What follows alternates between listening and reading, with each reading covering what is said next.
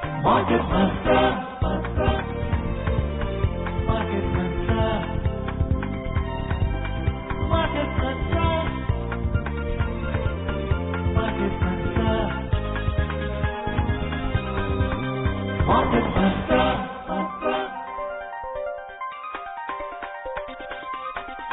Market Mantra.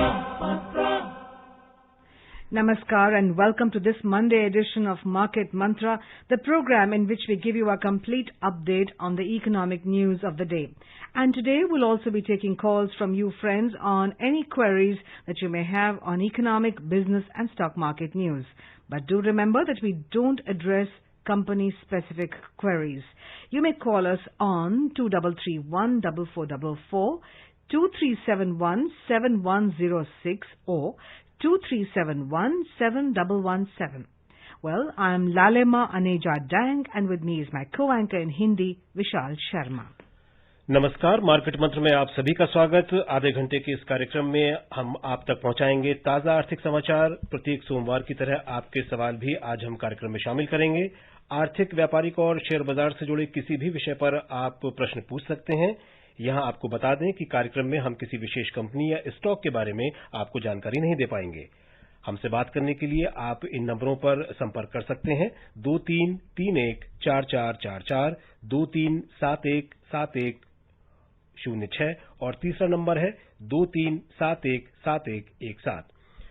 प्रमुख खबरों पर चर्चा और सवालों के जवाब देने के लिए आज हमारे साथ कार्यक्रम में ऑनलाइन मौजूद हैं आर्थिक विशेषज्ञ यामिनी अग्रवाल। यामिनी नमस्कार, कार्यक्रम में आपका स्वागत। नमस्कार, धन्यवाद। और सबसे पहले हेडलाइंस के साथ हैं लालिमा। धन्यवाद विशाल। Yes, the headlines first. Equity benchmarks hit 6-month highs supported by sustained foreign fund inflows. Sensex closes at 38,799. Nifty settles at 11,466. Rupee strengthens 52 paise against the US dollar and global equity markets gain amid hopes for a coronavirus treatment. विदेशी fund के सतत प्रवाह से प्रमुख share सूचकांक 6 महीने के उच्चतम स्तर के करीब पहुंचे। सेंसेक्स 38,799 पर हुआ बंद, निफ्टी 11,466 पर पहुंचा। डॉलर के मुकाबले रुपया हुआ 52 पैसे मजबूत और कोरोना वायरस के इलाज की उम्मीदों से वैश्विक शेयर बाजारों में बढ़त का रुख।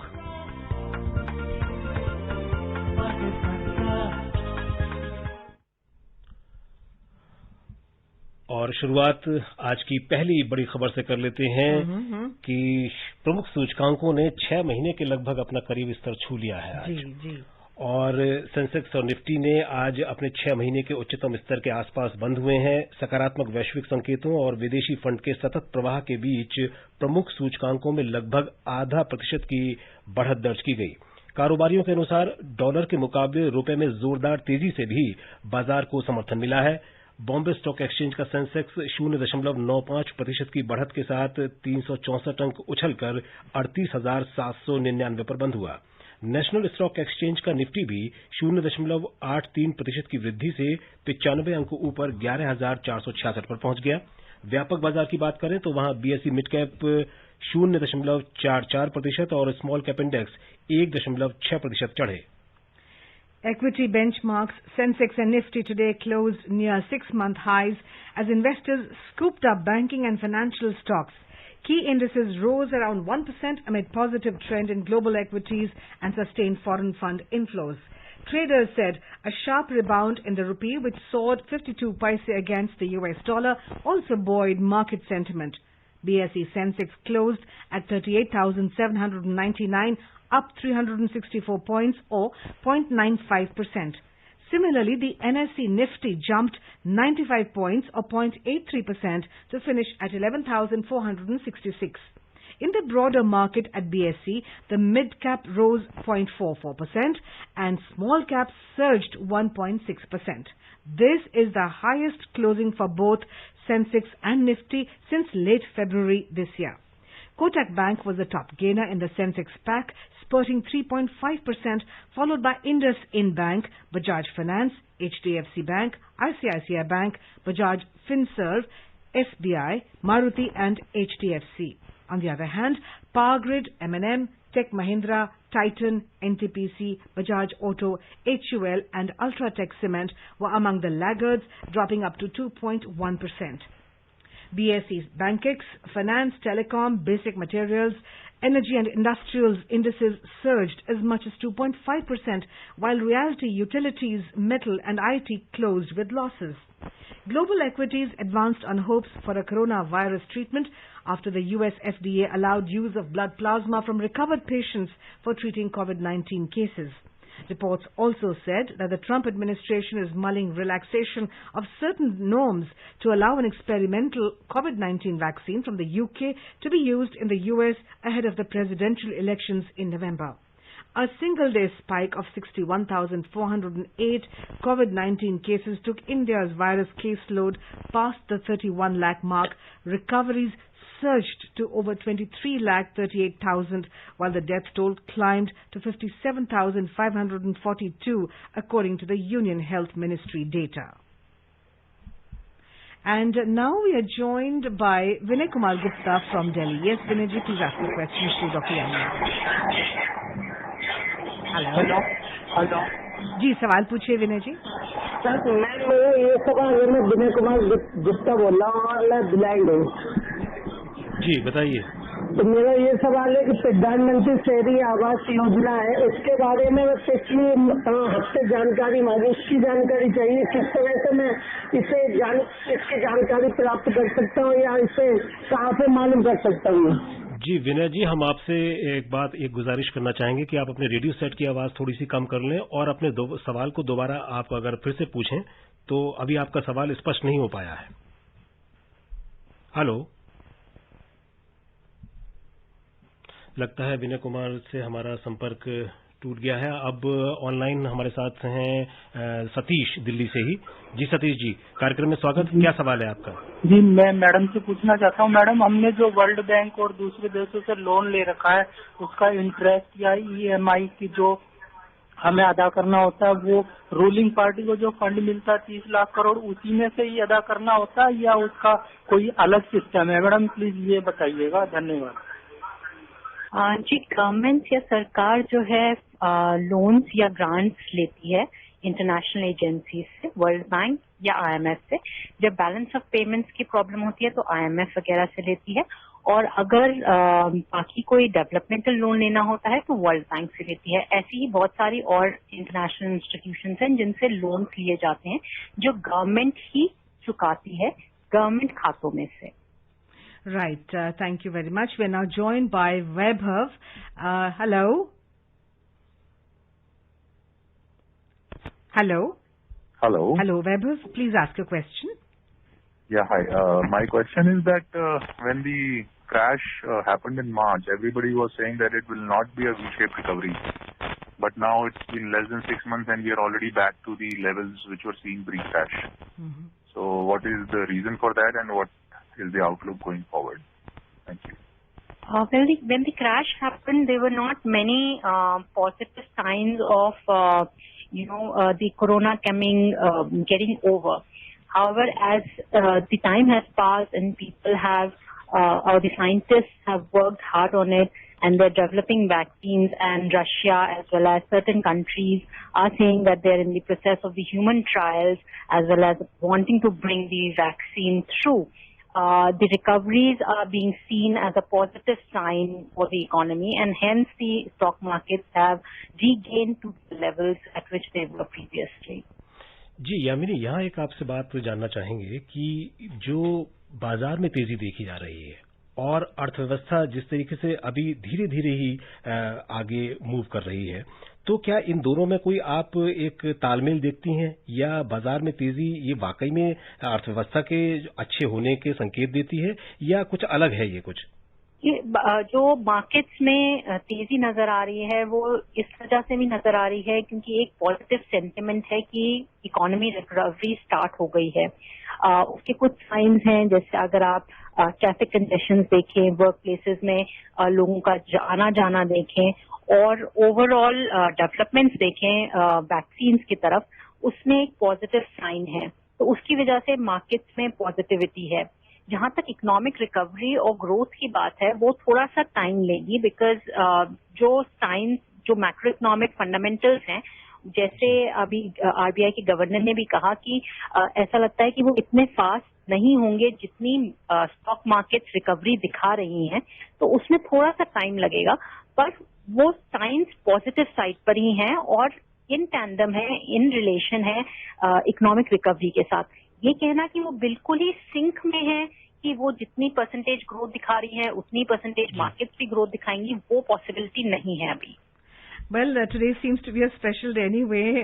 The fact that the highest closing for both Sensex and Nifty since late February has been, it's been the highest today. This looks like green shoots are there and are visible. Well, Dr. Yamini, we are joined by Pradeep from Haryana. Let's listen in. Hello, Pradeep. नमस्कार ma'am. नमस्कार, सवाल पूछिए। मेरा question ये है ma'am जी, जैसे कि पहले तो मेरे 2 क्वेश्चन हैं। पूछिए। पहला क्वेश्चन मेरा ये है, जैसे कि मैम मैंने काफी टाइम पहले, आप उसका उत्तर उचित देना उचित समझे या ना समझे, लेकिन मैं प्रश्न कर लेता हूँ। ये प्रश्न ये है, जैसे कि एक कंपनी है PCL कॉर्पोरेशन लिमिटेड इंडिया जी, तो इसमें मैंने इन्वेस्ट किया हुआ है और वो पैसा नहीं मिला अभी तक, तो आप बता सकें कि कब कैसे मिलेगा, क्योंकि अभी तो लॉकडाउन ये चल रहा है कोरोना के कारण, तो लेट हो सकता है। तो आप अपनी तरफ से क्या कहना चाहेंगे? और आपका दूसरा सवाल भी ले लेते हैं, क्योंकि हम बहुत कंपनी स्पेसिफिक अक्सर बात नहीं करते हैं। दूसरा सवाल जी, दूसरा सवाल भी पूछिए जी। तो दूसरा क्वेश्चन मेरा ये है, जैसे कि ये बैंक होते हैं, जैसे कि AU बैंक, तो उसमें ये जानना चाह रहा हूँ मैम, उसमें हमने पैसा लगाना चाहिए, वैसे क्वेश्चन मेरा कल था इससे संबंधित, सर ने उत्तर भी दिया था वैसे अपनी तरफ से जी, लेकिन मैं ये जानना चाहता हूँ कि वहाँ पर वो अकाउंट ओपन करना चाहिए, वो सेफ रहेगा या नहीं रहेगा, या सरकारी बैंकों में ही कुछ जो स्कीम है वहाँ पर ही बेनिफिट है? जी। ये आपका पहला सवाल कंपनी को लेकर है। आपने अगर निवेश इक्विटी शेयर्स में किया है तो आप एग्जिट रूट उसका शेयर मार्केट में ढूंढ सकते हैं। अगर निवेश उनको लोन दे करके किया है तो हो सकता है रिकवरी में थोड़ा सा टाइम लगे, और जैसे जैसे उनके पास पैसा है वो आपको पैसा रिटर्न कर सकें। कंपनी की बैलेंस शीट देखे बिना नहीं कहा जा सकता कि वो आपको कितने टाइम में रिकवर कर सकते हैं, या आपके लिए कोर्ट्स में अप्रोच करना ठीक रहेगा या नहीं। पर अगर पॉसिबिलिटी है तो कोशिश कीजिए कि वो कंपनी आपका पैसा लौटा दे कुछ टाइम उसे देख करके, क्योंकि कोविड की वजह से काफी कंपनीज को लॉसेज हुए हैं। जहां तक बैंक अकाउंट या खोलने की बात है, वो आप सरकारी बैंक में भी खोल सकते हैं और प्राइवेट सेक्टर बैंक में भी, दोनों ही सेफ है और आरबीआई के सुपरविजन में है। इन्वेस्टमेंट्स की बात है वो बैंक्स में की जा सकती हैं। बैंक के स्टॉक्स अर्निंग्स की पॉसिबिलिटी की वजह से ग्रोथ दिखा रहे हैं, और इकोनॉमिक रिकवरीज की वजह से भी बैंकिंग स्टॉक्स में अगर आप देखें तो एक पॉजिटिव साइन नजर आया है, एक ग्रोथ नजर आई है। जी, गुरुग्राम से सत्येंद्र यादव फोन लाइन पर हैं। हेलो सत्येंद्र, कार्यक्रम में स्वागत। क्या सवाल है आपका? सर नमस्कार, मेरा कुछ पर्सनल सवाल थे। जी सर, मैं एक प्रॉपर्टी लिया हूँ गुरुग्राम में जी, और मैं घर का सबसे बड़ा मतलब भाइयों में से होता हूँ। हाँ। तो सर इसमें दिक्कत आ रहा है कि मैं मतलब खुद अपना स्वयं खरीदा हूँ, अपना फैमिली को बाहर में रख करके, मैंने 20 साल में। अब इन पे जो छोटे भाई हैं वो कह रहे हैं कि इसमें मतलब हमारे को मतलब हिस्सेदारी चाहिए, क्या उनका बनता है? अच्छा, जब आप प्रॉपर्टी अपने नाम पे खरीदते हैं तो सिर्फ आप ही का राइट होता है, किसी और का राइट नहीं होता। अगर आप उसे को ओनर बनाना चाहते हैं तो जब आप प्रॉपर्टी खरीदते हैं तो आप उस व्यक्ति को को ओनर बना सकते हैं, किसी कंसिडरेशन को लेकर के या बिना कंसिडरेशन के भी, चाहे वो आपकी वाइफ हो या आपके बच्चे हों या आपके ब्रदर हों या किसी को, पर ये आप पे निर्भर करता है। जो भी पैसा दे रहा होता है वो उसकी ओनरशिप ले सकता है। जी, और And now we are joined by Birbal from Delhi. नमस्कार सर। जी नमस्कार सर, एक तो शुगर सेक्टर का क्या हाल है, इसमें निवेश करना चाहिए या नहीं करना चाहिए अभी, और आगे मार्केट का रुख क्या रहेगा? इन्वेस्ट करना तो थोड़ी वेट करें या इन रेटों में इन्वेस्ट करें, ये क्वेश्चन। जी, मार्केट्स अभी वॉलेटाइल रहेंगी, और ओवरऑल अगर आप देखें तो मार्केट्स बढ़त देखेंगी और प्रॉफिट बुकिंग भी देखेंगी। तो ऐसा जरूर होगा कि अगर बढ़त दिखती है तो कुछ दिनों में आप ये देखें कि एकदम से लोग प्रॉफिट बुक करें और मार्केट नीचे आए। पर ओवरऑल इकोनॉमिक रिकवरी की पोजीशन है तो मार्केट बढ़त की तरफ है। अगर आप निवेश करें तो स्टॉक स्पेसिफिक निवेश करें, जैसे चाहे शुगर इंडस्ट्री में भी निवेश करें तो उन कंपनीज में निवेश करें जहां पे वैल्यू नजर आए आपको। जी यामिनी, यहाँ अगर बाजार की आज की तेजी की बात करें तो मेनली देखा जाए तो बैंकों और वित्तीय कंपनियों के शेयरों में काफी आज तेजी देखी गई है।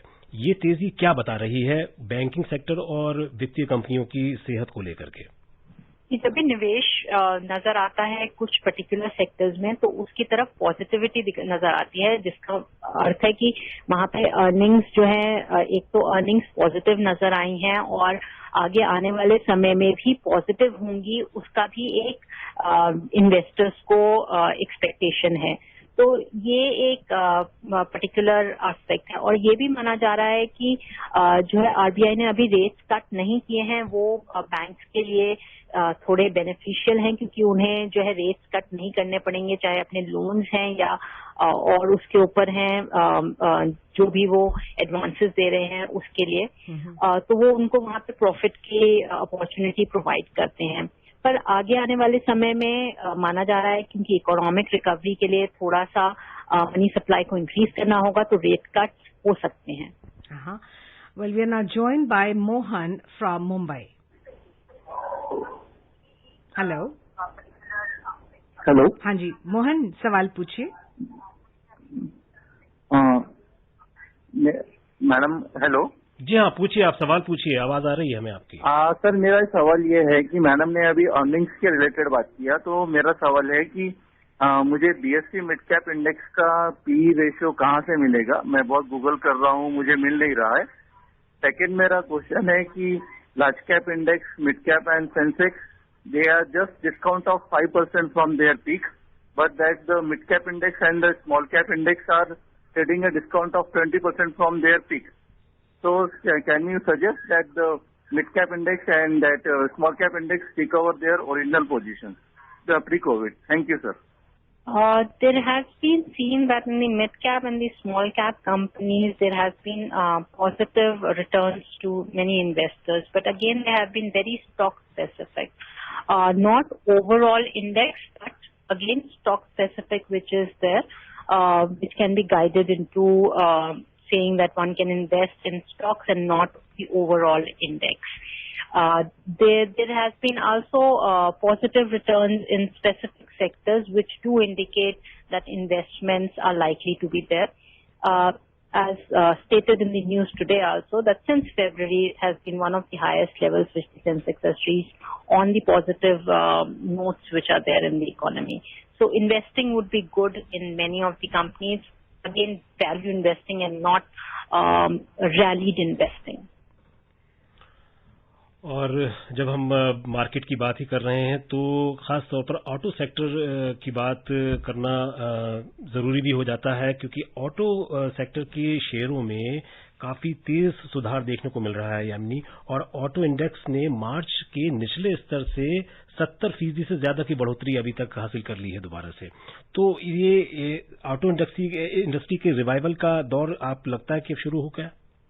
जी बिल्कुल लगता है, जैसे जैसे इकोनॉमिक रिकवरीज हो रही हैं और प्राइसेस कंज्यूमर्स के रीच में हैं, एक्सपेक्टेड है कि कंज्यूमर्स परचेज करेंगे और एक कंज्यूमर कॉन्फिडेंस नजर आएगा जो ओवरऑल रीट्रेट करेगा कि लोगों का कॉन्फिडेंस है कि वापस नॉर्मल पोजीशन आएगी और नॉर्मली वर्क बिगिन करेगा इकोनॉमी में। जी।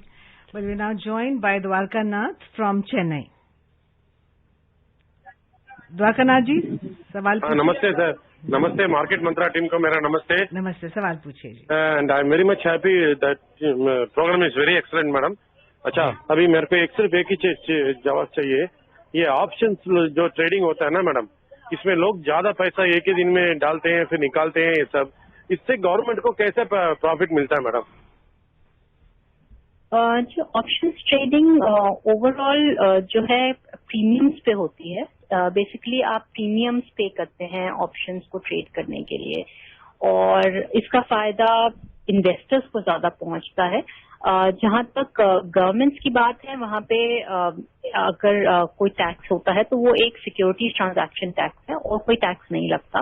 तो कोई स्पेसिफिक फायदा गवर्नमेंट्स को नहीं होता, पर एक लिक्विडिटी ओवरऑल फाइनेंशियल सिस्टम में पहुंचाई जाती है और इन्वेस्टर्स को एक ट्रेडिंग के एवेन्यूज प्रोवाइड किए जाते हैं अपने रिस्क को हेज करने के लिए। All right, now let's take a look at the rupee. While making a sharp U-turn, the rupee today soared 52 paise to settle at 74 rupees and 32 paise against the US dollar. The domestic unit appreciated in line with upbeat domestic equities and sustained foreign fund inflows. Besides, weaker American dollar against key global currencies also supported the Indian unit.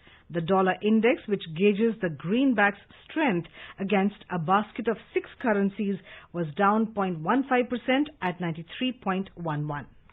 जी, गाजियाबाद से गौरव हमारे साथ line पर हैं। Hello गौरव।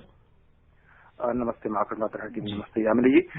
Madam ये बताएं कि how to identify if the valuations are high for a particular stock और even for a particular Nifty, how to identify कि अब वैल्यूएशन बहुत है, because this is liquidity driven market, कोई और फंडामेंटल तो कुछ है नहीं। और दूसरा सवाल, how wise it is to recapitalise government banks when it doesn't make sense for government to run all the banks which are basically running into the lot of NPAs and losses. So your first question is with regards to valuation. So one needs to look at the fundamentals as well as the technical analysis. So based upon the book value of the share versus the price of the share, one can determine whether it is overvalued or undervalued. As far as technical analysis is concerned, one can look at 21-day moving average or 200-day moving average, which is a long-term as well as a short-term moving average, to look at whether the prices are higher or lower than them. There are several other techniques which one can look at, but these are one of the most common techniques. As far as recapitalization is concerned, for the public sector banks, they are one of the strongest pillars of the banking system, which maintains a large number of deposits and the confidence of people, besides the fact that the government support adds on to the entire liquidity in the financial system, because there is a requisite support which is provided through recapitalization to these particular banks despite their losses. जी, और अब बात कर लेते हैं एशियाई बाजारों की। तो कोरोना वायरस के उपचार की उम्मीदों से वैश्विक शेयर बाजारों में आज बढ़त का रुख रहा। हांगकांग के हैंग सेंग में 1.7% और दक्षिण कोरिया के कोस्पी में 1.1% की बढ़त दर्ज हुई।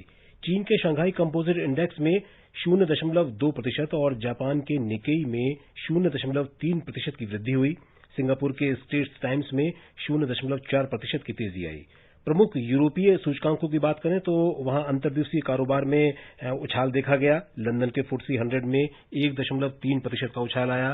फ्रांस के कैक में 2.3% और जर्मनी के डेक्स में 2.6% की बढ़त देखी गई।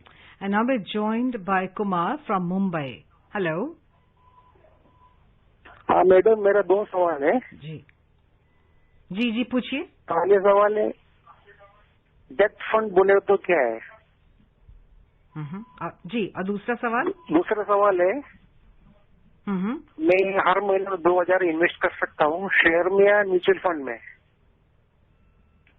जी, आपका पहला सवाल डेट फंड क्या होता है। म्यूचुअल फंड ऑफर करते हैं डेट फंड, जहां पे आपका जो पैसा है वो कंपनीज के या गवर्नमेंट के जो बॉन्ड्स होते हैं या डिबेंचर्स होते हैं उनमें इन्वेस्ट होता है। डिबेंचर्स का मतलब होता है जो एक डॉक्यूमेंट कंपनीज इशू करती हैं या सरकारी कंपनीज इशू करती हैं या सरकार इशू करती है, जिसके ऊपर वो लोन उठाती हैं।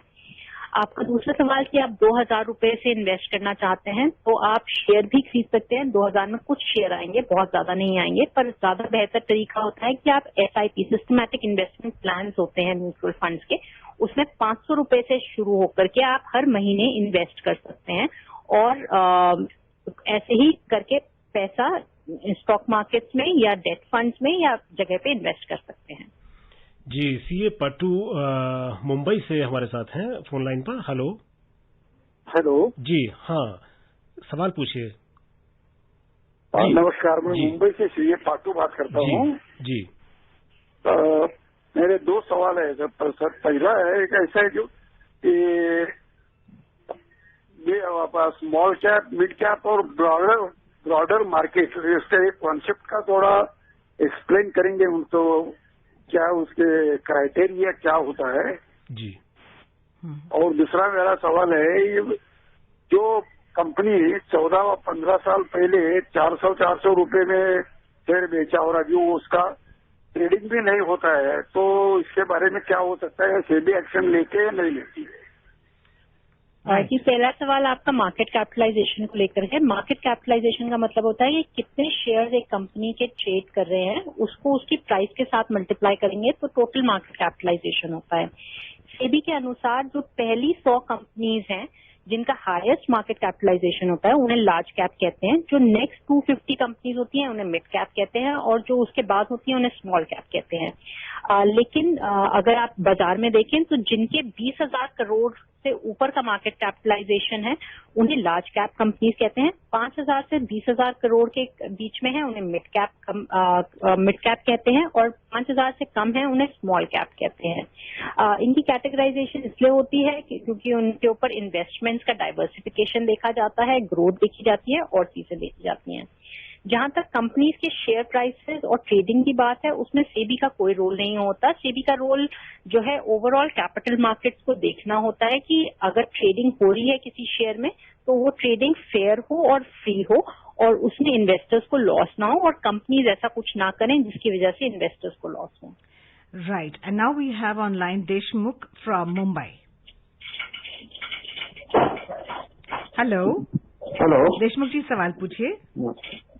मैडम, मेरा सवाल है कि फ्यूचर ऑप्शन और कॉल्स ऑप्शन जरा डिटेल्स में बताइए मैडम। जी, फ्यूचर ऑप्शंस नहीं होते, फ्यूचर होते हैं कॉन्ट्रैक्ट्स और ऑप्शन कॉन्ट्रैक्ट्स होते हैं। फ्यूचर कॉन्ट्रैक्ट्स होते हैं जब एक व्यक्ति किसी फ्यूचर डेट पे एक पर्टिकुलर प्राइस पे कोई भी एसेट खरीदने की कोशिश करता है, चाहे वो स्टॉक हो, चाहे वो करेंसी हो या कोई चीज हो, खरीदता है, उसे फ्यूचर कॉन्ट्रैक्ट कहते हैं। इसमें बायर और सेलर दोनों को ही उस कॉन्ट्रैक्ट को पूरा करना होता है और निर्धारित समय पर वो करेंसी ट्रेड करनी होती है और पैसा देना होता है। जो ऑप्शन कॉन्ट्रैक्ट होता है उसमें जो बायर है वो ऑप्शन लेता है कि मैं एक फ्यूचर डेट पे इतना एक एसेट खरीदूंगा या बेचूंगा एक निर्धारित समय पे, एक निर्धारित प्राइस पे। तो ऑप्शन कॉन्ट्रैक्ट्स में प्रीमियम दिए जाते हैं उस चॉइस को खरीदने के लिए, और बायर के पास चॉइस होती है कि वो उस कॉन्ट्रैक्ट को एक्सरसाइज करे या ना करे, पर सेलर के पास चॉइस नहीं होती। जो भी बायर करना चाहेगा वो सेलर को मानना पड़ेगा। Well, interestingly, we had many listeners with double queries today. Anyway, moving on to oil. Well, crude oil prices today rose as storms closed in on the Gulf of Mexico, shutting more than half its oil production and on signs of progress in development of a COVID-19 treatment. In intraday trade, Brent crude prices were trading around $44.70 per barrel, while WTI crude prices were around $42.70 per barrel. और अब बात कर लेते हैं अब सर्राफा बाजार की। तो दिल्ली सर्राफा बाजार में आज सोने के मूल्य में उतार चढ़ाव रहा। 44 रुपए की मामूली कमी से सोना 53,040 रुपए प्रति 10 ग्राम के स्तर पर रहा। चांदी भी 206 रुपए टूटकर 68,202 रुपए प्रति किलोग्राम के स्तर पर आ गई। यानी इस महीने सोने में 56,200 की रिकॉर्ड हाई और अब 4,000 के करीब गिरावट। तो निवेशकों को क्या करना चाहिए, बस संक्षेप में जानना चाहेंगे आपसे। जिन निवेशकों को सेफ इन्वेस्टमेंट्स करनी चाहिए, वैल्यू इन्वेस्टमेंट्स करनी चाहिए और डाइवर्सिफाइड इन्वेस्टमेंट करनी चाहिए। सोने में भी करें, स्टॉक मार्केट में भी करें, पर एक कंपनी के फंडामेंटल समझ करके इन्वेस्ट करें। जी यामिनी, आपका बहुत बहुत धन्यवाद। हमारे साथ आप कार्यक्रम में ऑनलाइन जुड़ी, और चलते चलते आप हेडलाइंस पर एक नजर फिर से। Before we close, a reminder, the headlines: equity benchmarks hit 6-month highs supported by sustained foreign fund inflows. Sensex closes at 38,799. Nifty settles at 11,466. Rupee strengthens 52 paise against the US dollar, and global equity markets gain amid hopes for a coronavirus treatment. Well, that's all we have for you in this edition of Market Mantra. This is Lalema Aneja Dang and my co-anchor Vishal Sharma saying bye-bye, namaskar. Market Mantra.